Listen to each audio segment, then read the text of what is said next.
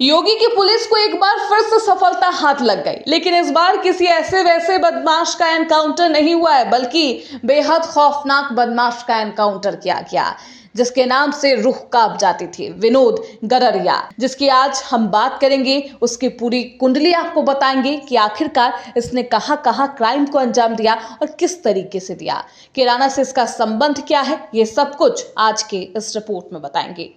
जरा सोचिए, किसी शहर के बीचों बीच एक सन्नाटा पसरा हो, पुलिस की गाड़ियों की आवाज दूर तक गूंज रही हो और अचानक गोलियों की तड़तड़ाहट पूरे इलाके को हिला दे। आखिर कौन था वो जिससे इतनी खौफनाक मुठभेड़ हुई?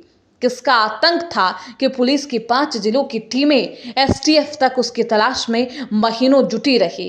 कौन था वो दरिंदा जो कानून की आंखों में धूल झोंकता रहा और आखिरकार जब गोली चली तो उसका अपराधों से भरा अध्याय हमेशा के लिए खत्म हो गया? जी हाँ, हम बात कर रहे हैं उसी कुख्यात नाम की, विनोद गररिया। एक ऐसा नाम जिसने पश्चिमी उत्तर प्रदेश के कई जिलों में खौफ बो दी थी, कैमरे से दूर लेकिन पुलिस की हिट लिस्ट में सबसे ऊपर।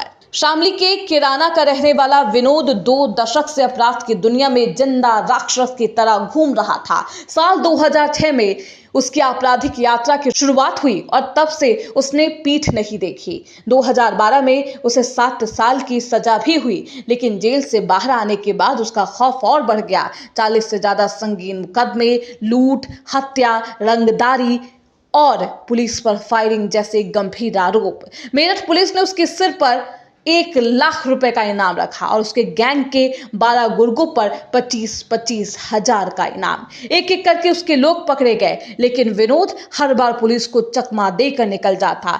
6 महीने पहले भी एक मुठभेड़ हुई और वो बच निकला, मगर इस बार किस्मत ने साथ छोड़ दिया। एसटीएफ को गुप्त सूचना मिली कि विनोद बुलंदशहर के जहांगीराबाद क्षेत्र में छिपा है। फौरन घेराबंदी हुई और जैसे ही विनोद को इसका एहसास हुआ, गोलियां चल गई।